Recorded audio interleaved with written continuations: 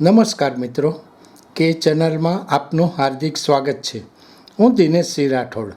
આજે આપણે જોઈશું એકતાનગરમાં પ્રવાસીઓની સુવિધા માટે વડાપ્રધાન મોદીની 25 નવી બસોની ભેટ. નર્મદા જિલ્લાના કેવડિયા સ્થિત એકતાનગરમાં બનાવવામાં આવેલી વિશ્વની સૌથી ઊંચી પ્રતિમા સ્ટેચ્યુ ઓફ યુનિટીને નિહાળવા માટે દેશ વિદેશમાંથી પ્રવાસીઓ મોટી સંખ્યામાં આવી રહ્યા છે.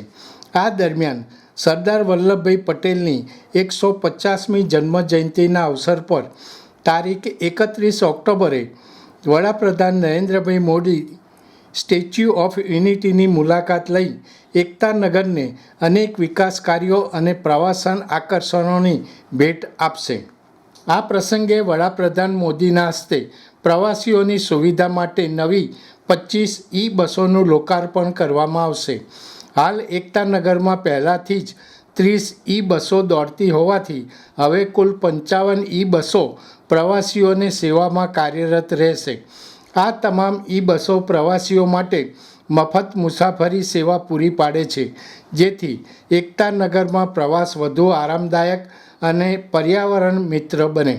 ઉલ્લેખનીય છે કે નવી ઉમેરાયેલી બસો 9 મીટર લાંબી મિની એસી બસો છે, જે એક વખત ચાર્જ કર્યા પછી 180 કિલોમીટર સુધી દોડી શકે છે.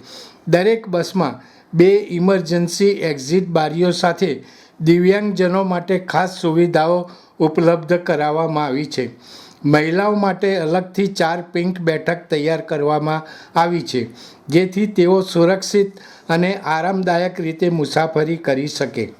એકતાનગરમાં બસોની વધારાની ભેટ સાથે પ્રવાસીઓને વધુ સુવિધાઓ મળશે અને પર્યટન ક્ષેત્રે નવી ઉર્જા સંચારિત થશે. વડાપ્રધાન મોદીની આ પહેલથી એકતાનગર ટકાઉ વિકાસ અને સ્માર્ટ ટુરિઝમનું જીવંત મોડલ બની રહ્યું છે.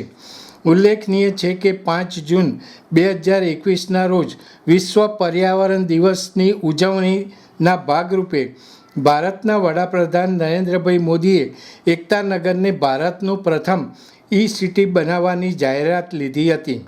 તે બાદ વાહન વ્યવહારમાં સ્ટેચ્યુ ઓફ યુનિટી ઓથોરિટી દ્વારા તબક્કાવાર રીતે કચેરીના ઉપયોગ માટે કાર વાહનો, રિક્ષા તેમજ 2 તબક્કામાં કુલ 55 બસો પ્રવાસીઓ માટે સેવામાં મૂકીને પર્યાવરણ જાળવણી માટે આખા દેશને રાહ ચીંધ્યો છે. દર્શક મિત્રો, અત્યારે આટલું જ. આવા વધુ સમાચારો માટે જોતા રહો કે ચેનલ. નમસ્કાર.